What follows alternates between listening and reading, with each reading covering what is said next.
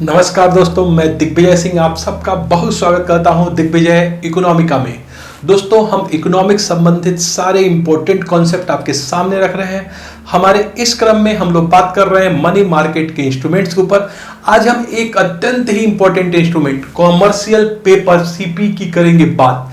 हम आपको समझाएंगे कि किस तरीके से कॉमर्शियल पेपर काम करता है, कॉमर्शियल पेपर को कौन इशू कर सकता है, कॉमर्शियल पेपर में इन्वेस्टमेंट कौन कर सकता है, इसकी मैच्योरिटी क्या होती है, क्या ये निगोशिएबल इंस्ट्रूमेंट्स है, इस पे रिटर्न्स कैसे मिलता है। तो इसके तमाम पहलुओं पे हम करेंगे बात। हम इस कॉन्सेप्ट को पूरा क्रिस्टल क्लियर करेंगे। अगर आप इसे लास्ट तक देखिएगा, मेरे चैनल दिग्विजय इकोनॉमिका को सब्सक्राइब करिए ताकि इकोनॉमिक्स कॉमर्स रिलेटेड सारे इंपॉर्टेंट कॉन्सेप्ट और टॉपिक आप क्लियर कर सकें और आप बहुत अच्छा कर सकें यूपीएससी के एग्जाम में। तो दोस्तों, आज हम लोग बात कर रहे हैं कॉमर्शियल पेपर पे। एक्चुअली कॉमर्शियल पेपर 1990 में भारत के मनी मार्केट में ये आया। एक्चुअली ये एक अनसिक्योर्ड मनी मार्केट इंस्ट्रूमेंट्स है। जब मैं कहता हूं अनसिक्योर्ड मनी मार्केट इंस्ट्रूमेंट्स है, इसका क्या मतलब है, इसे अभी मैं आपके सामने रखूंगा। और इसे इशूड किया जाता है एज ए प्रोमिसरी नोट। इसे एक प्रोमिसरी नोट के रूप में इशू किया जाता है। यह कारपोरेट के शॉर्ट रन डेब्ट ऑब्लिगेशन को फुलफिल करता है। इसकी जो मैच्योरिटी है लेस देन 1 ईयर है और एक निगोशिएबल इंस्ट्रूमेंट्स है। ये तमाम इसमें बेहतर कॉन्सेप्ट है, पेचीदा कॉन्सेप्ट है जो आपको समझना पड़ेगा कि एक्चुअली क्या है। पहली चीज कि भारत में जो 1990 में कॉमर्शियल पेपर यूज हुआ है, ये आपको short run corporate debt obligation के लिए पूरा किया गया है।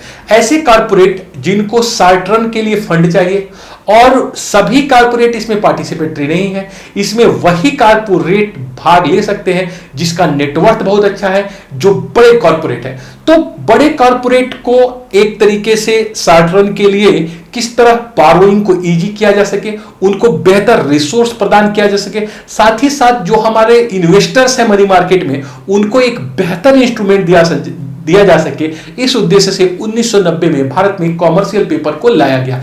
कॉमर्शियल पेपर एक मैंने कहा कि अनसिक्योर्ड मनी मार्केट इंस्ट्रूमेंट है। अनसिक्योर्ड मनी मार्केट इंस्ट्रूमेंट का मतलब है कि जब इसे बड़े नेटवर्थ वाले कॉर्पोरेट इशूड करते हैं तो इसके बैकअप के रूप में कोई कोलेटरल नहीं रखते हैं। सिर्फ उनके पास एक चीज होती है, उनकी क्रेडिबिलिटी, और उनकी ये क्रेडिबिलिटी डिटरमाइन की जाती है क्रेडिट रेटिंग एजेंसियों के द्वारा। अगर क्रेडिट रेटिंग एजेंसियों ने जैसे इकरा के द्वारा, क्रिसिल के द्वारा उनको बेहतर क्रेडिट रेटिंग दी गई है तो उस क्रेडिट रेटिंग ही वो काम करता है उनकी एक तरीके से कोलेटरल के रूप में। इसका मतलब कि जब वो इशूड करते हैं कॉमर्शियल पेपर तो इसके बैकअप के रूप में किसी तरह का कोई कोलेटरल नहीं रखते हैं, इसलिए इसको कहा जाता है अनसिक्योर्ड मनी मार्केट इंस्ट्रूमेंट। जो भी कारपोरेट हैं इसे प्रोमिसरी नोट के रूप में इशूड करते हैं। इसका मतलब वो प्रॉमिस करते हैं कि हम आपको आपका अमाउंट पे करेंगे एक स्पेसिफिक पीरियड पे, एक यूसेंस प्रोमिसरी नोट के रूप में, मतलब एक स्पेसिफाइड डेट में आपको ब्याज के साथ इसे हम वापस करेंगे। तो इसलिए कहा जाता है कि इशूड एज प्रोमिसरी नोट। इसके पहले मैं प्रोमिसरी नोट के ऊपर पूरा वीडियो बना चुका हूं, उसको आप जरूर देखिएगा अगर आपको प्रोमिसरी नोट समझना है। तो कारपोरेट के शॉर्ट रन डेट ऑब्लिगेशन के लिए है और ये निगोशिएबल इंस्ट्रूमेंट्स भी है। निगोशिएबल इंस्ट्रूमेंट आप समझते हैं, निगोशिएबल इंस्ट्रूमेंट का मतलब है कि अगर मेरे पास मैंने इन्वेस्टमेंट किया है कॉमर्शियल पेपर में तो मैं किसी दूसरे को इंडोर्स कर सकता हूं, दूसरे किसी तीसरे को इंडोर्स कर सकता है, तीसरे चौथे को इंडोर्स कर सकता है और वो व्यक्ति अंततः पेमेंट ले सकता है कारपोरेट से।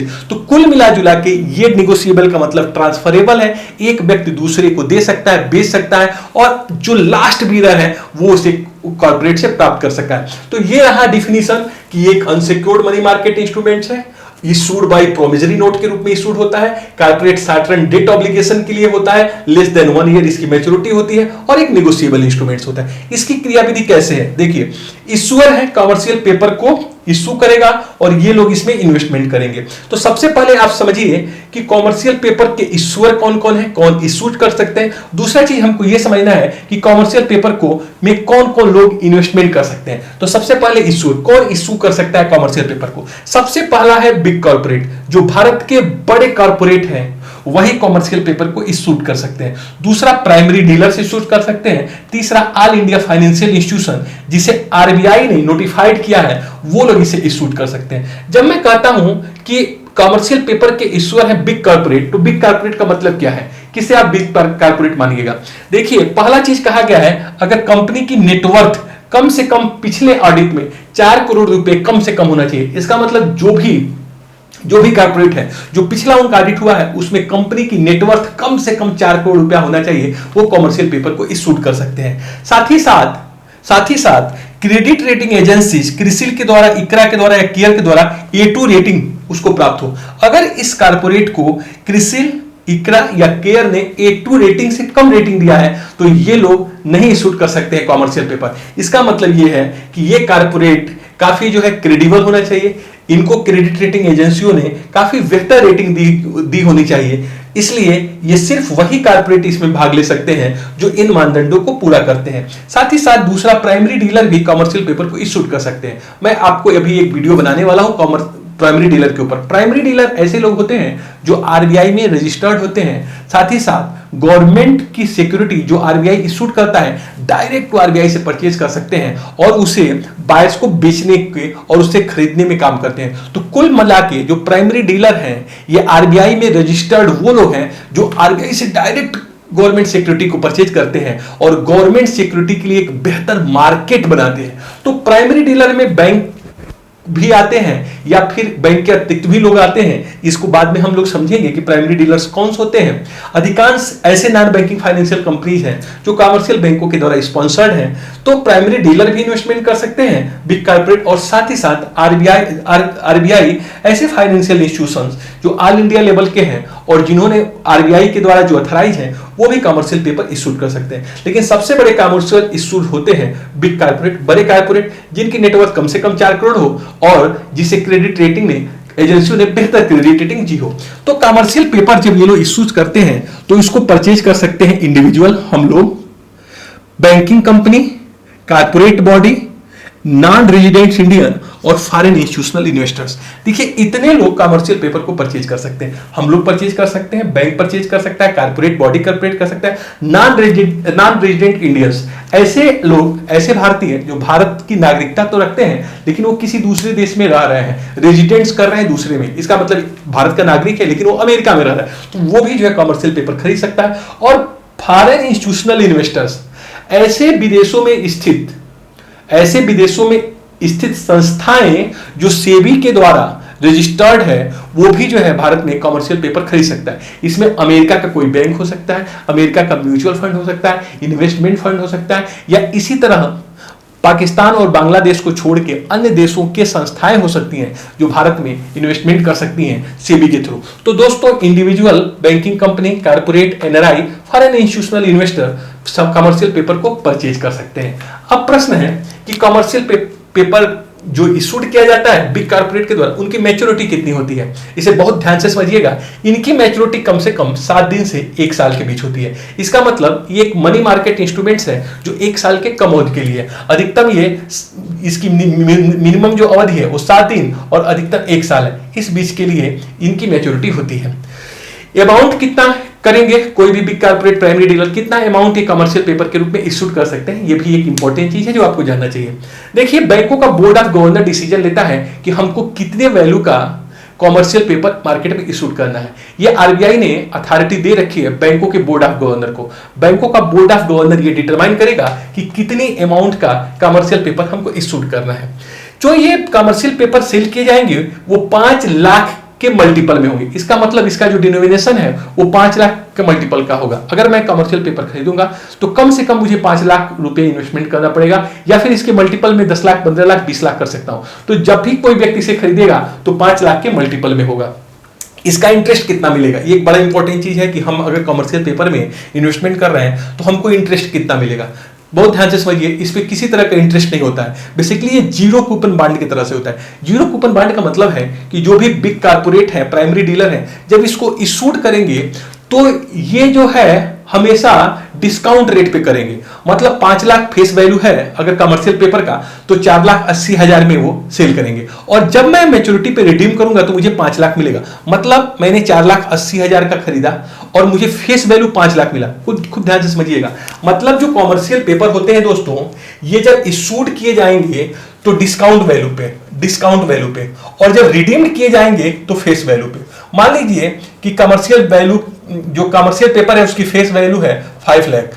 जब मैं इसे परचेज करूंगा तो 4.8 लाख में परचेज करूंगा, और जब मैं इसको रिडीम करूंगा तो 5 लाख में। इसका मतलब मुझे 20,000 जो है मुझे मिल गया, क्या मुझे इन्वेस्टमेंट से प्रॉफिट मिल गया। इसका मतलब ये कहा जाता है कि कमर्शियल जो पेपर होते हैं ये जीरो कूपन बॉन्ड होते हैं, किसी तरह का ब्याज तो नहीं देते हैं, लेकिन ये आपको बेहतर इन्वेस्टमेंट रिटर्न्स देते हैं, क्योंकि हमेशा इशूड किए जाते हैं डिस्काउंटेड पे और रिडीम किए जाते हैं फेस वैल्यू पे। तो आपको नो डाउट मैं समझ गया, आप लोग समझ चुके होंगे कि बेसिकली जो इसका इंटरेस्ट है इन्वेस्टमेंट पर वो मिलता है जो डिफरेंस है डिस्काउंट का और फेस वैल्यू का, उसके आधार पे।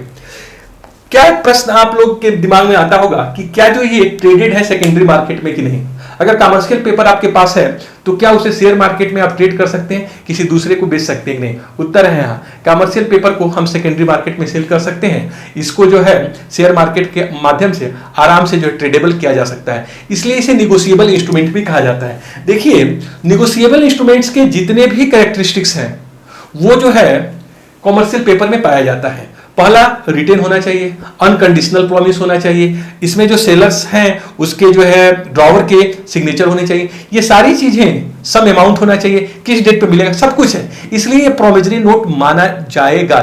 सॉरी, बेसिकली जो कॉमर्शियल पेपर है वो निगोशिएबल इंस्ट्रूमेंट माना जाएगा, क्योंकि निगोशिएबल इंस्ट्रूमेंट 8081 का जो एक्ट है उसमें जो भी कैरेक्टरिस्टिक्स है निगोशिएबल इंस्ट्रूमेंट का वो सब कॉमर्शियल पेपर में दोस्तों आता है, इसलिए एक निगोशिएबल इंस्ट्रूमेंट। निगोशिएबल इंस्ट्रूमेंट का मतलब क्या है, आइए एक एग्जांपल से मैं आपको समझाता हूं। मान लीजिए कि भारत के रिलायंस ने कॉमर्शियल पेपर इशूड किया, भारत के रिलायंस ने कॉमर्शियल पेपर इशूड किया। अब मैंने 5 लाख का जो उन्होंने फेस वैल्यू का था, मैंने उसको परचेज कर लिया किसी इंडिविजुअल ए ने।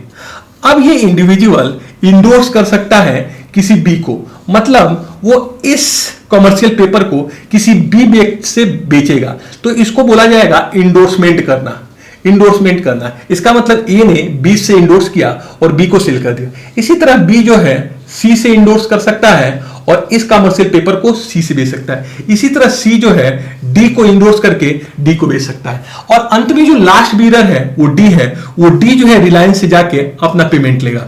इसको हम कहेंगे निगोशिएबल इंस्ट्रूमेंट। इसका मतलब कि ईश्वर है, यहां पे मान लीजिए रिलायंस है और जो है मैंने उसमें इन्वेस्टमेंट किया, लेकिन मैंने किसी बी व्यक्ति को बेचा और उसको नाम से इंडोर्स किया, बी ने सी को बेचा, उससे इंडोर्स किया, और सी ने डी को इंडोर्स किया। तो इसका मतलब जो लास्ट बीडर है वो डी है और डी जो है पेमेंट जाके रिलायंस लेगा। अगर रिलायंस देखेगा कि प्रॉपर तरीके से इंडोर्समेंट हुआ है, इसमें किसी तरह का लीगल आपत्ति नहीं हो, तो ये जो है डी को पेमेंट कर देगा।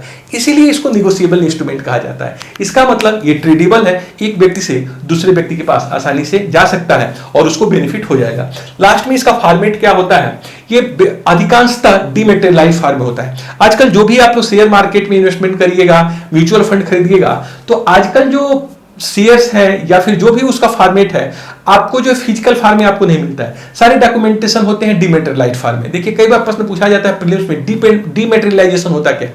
डीमैटेरियलाइजेशन का मतलब है कि जो डॉक्यूमेंटेशन है वो इलेक्ट्रॉनिक फॉर्म में होता है। पहले हम लोग चीजों को हमेशा फिजिकल फॉर्म में करते थे, लेकिन आजकल सारी संस्थाएं डीमैटेरियलाइज्ड फॉर्म में करती हैं। अगर आपको यूपीएससी का फॉर्म भरना है तो पहले जानते हैं इलाहाबाद में जाके हम लोग लाइन लगाते थे और जाके परचेज करके लाते थे बैंक से पीसीएस का फॉर्म, आईएएस का फॉर्म, और उसको क्या पेन से भर के भरते थे और उस पर स्टाम्प लगा के सब कुछ लगा के उसमें डीडी लगा के उसको भेजते थे। देखिए, वो गया जमाना। अब क्या होता है, हम लोग ऑनलाइन फॉर्म लेते हैं, फटाफट कंप्यूटर से भरते हैं, पेमेंट करके फुर्सत हो गए आधे घंटे में। तो दोस्तों, एक कितना ज्यादा पेचीदा प्रक्रिया होता था, बैंक में जाओ, लाइन लगाओ, उसके बाद लेके आओ, कहीं गायब न हो जाए, तमाम तरह की चीजें। ऐसे ही शेयर मार्केट में भी चेंज हुआ है। अब चीजें फिजिकल नहीं रह गई हैं। अब आपको जाकर फिजिकली फॉर्म नहीं खरीदना है, उसको भरना नहीं, अब सीधे सीधे डीमैट अकाउंट में है, डीमैटेरियलाइज्ड फॉर्म है, इलेक्ट्रॉनिक फॉर्म है। इलेक्ट्रॉनिक फॉर्म में आप उसे परचेज कर सकते हैं, उसको ट्रांसफर भी कर सकते हैं। तो पूरी की पूरी ये प्रक्रिया जो है ट्रांसफरेबल हो जाती है, और ये होता है आपका जो है फॉर्मेट जो है डीमैटेरियलाइज्ड फॉर्म में होता है और प्रोमिसरी नोट्स के फॉर्म में भी होता है। अगर देखिए, साफ साफ कहा गया है कि अगर कोई इन्वेस्टर है और वो कहता है कि मुझको जो है इसको फिजिकल फॉर्म में चाहिए, तो नो डाउट जो डिपॉजिटर एक्ट 1996 है वो राइट देता है डिपॉजिटर को कि इनको फिजिकल फॉर्म में दिया जाए। फिजिकल फॉर्म अगर मांग रहा है वो कमर्शियल पेपर को, तो कॉर्पोरेट को उसको देना पड़ेगा। इसी तरह से हर चीज में डिपॉजिटर उसके हमेशा जो है हित को ध्यान में रखा गया है। तो फिजिकल फॉर्म में भी पा सकता है, तो प्रोमिसरी नोट के फॉर्म में उसे फाइनेंशियल इंस्टीट्यूशंस, प्राइमरी डीलर या कॉर्पोरेट दे सकते हैं। लेकिन अधिकांशतः ये डिमेटेरियलाइज्ड फॉर्म में होता है, इलेक्ट्रॉनिक फॉर्म में होता है, और इलेक्ट्रॉनिक फॉर्म में आप इसे सेल भी कर सकते हैं। तो दोस्तों ये रहा इसकी जो है क्रियाविधि, किस तरह इश्यू होता है, कौन कौन लोग इसे जो है इसमें इन्वेस्टमेंट करते हैं। लेकिन मैं आपको लास्टली फिर बता दूं कि जब फॉरेन इंस्टीट्यूशनल इन्वेस्टर्स इसमें इन्वेस्टमेंट करेगा तो पूरी तरीके से जो सेबी की गाइडलाइन होगी कि कितना वो शेयर परचेज कर सकता है, किस लिमिट में करेगा, सब कुछ उसको मानना पड़ेगा। तो पूरा का पूरा ये जो है सेबी के दिशा निर्देश में फॉरेन इंस्टीट्यूशनल इन्वेस्टर जो है कमर्शियल पेपर में इन्वेस्टमेंट करते हैं।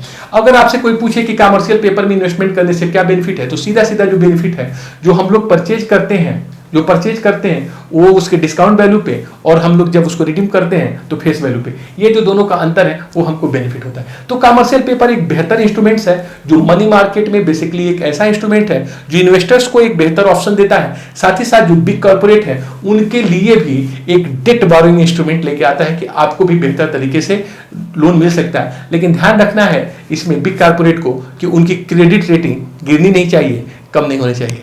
तो दोस्तों ये रहा कॉमर्शियल पेपर संबंधित जानकारी, और इस तरह इसकी होती है एक्टिविटी। कोई भी अगर क्वेरी है तो नीचे हमको जो है कमेंट सेक्शन में कमेंट करिए, मैं जरूर उस कमी को दूर करूंगा।